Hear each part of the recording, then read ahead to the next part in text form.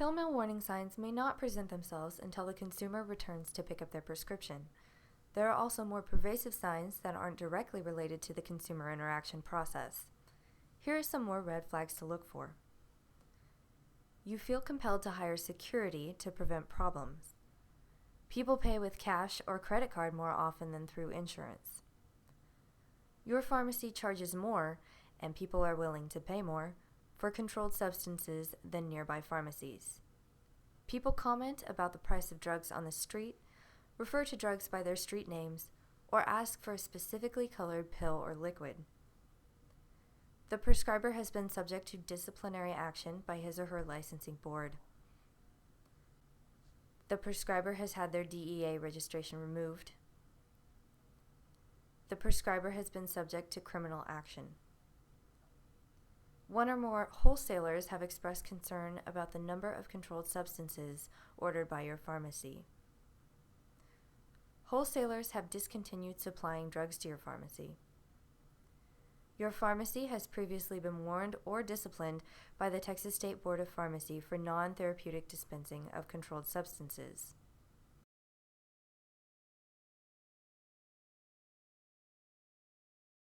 The most red flaggish of all those is when somebody comes in and they say, I want to pay cash. Nobody wants to pay cash. As expensive as prescriptions have gotten, when they want to pay cash, that's clearly a red flag, and it causes you to do some diligent work to make sure everything's real, up to and including calling the physician.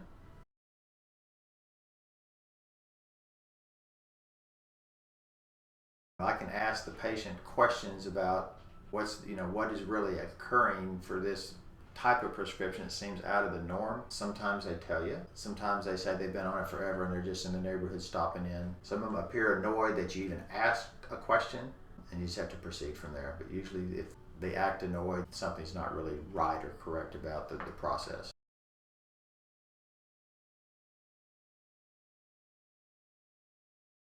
One thing, a lot of times you don't get the doctor when you call, you get the nurses.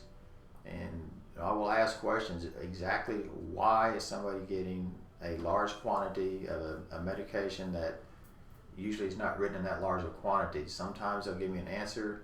Sometimes they'll say, this is patient's out of town, or this patient just needs it for a period of time, but I'll write down the name of the nurse I talked with so I can say I contacted this person, this is what they're telling me. But if I can't get an answer like that, then of course we have to reassess the prescription.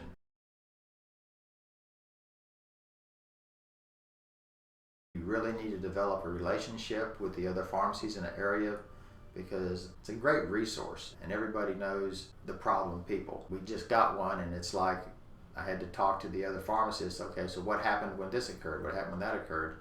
So again, the pharmacist interaction is really good. On the doctor side, being in a localized area, I know the nurses, and there's no problem calling them and saying, okay, Kim, what's up with this one? This doesn't look exactly right. It doesn't look like what y'all normally prescribe. And then I'll get an answer like it's a temporary situation or something like that. Or sometimes I go, let me talk to the doctor, and then the doctor has on occasion changed it. Thank you again for watching this series. Click on any one of the links displayed now to view a part of this series again. A full list of all the pill mill red flags featured in this series can be found on the Texas State Board of Pharmacy's website via the link below in the description bar. You can also find links to various pertinent parts of the TSBP website below as well. For a text summary of this video, please see the link below in the description box.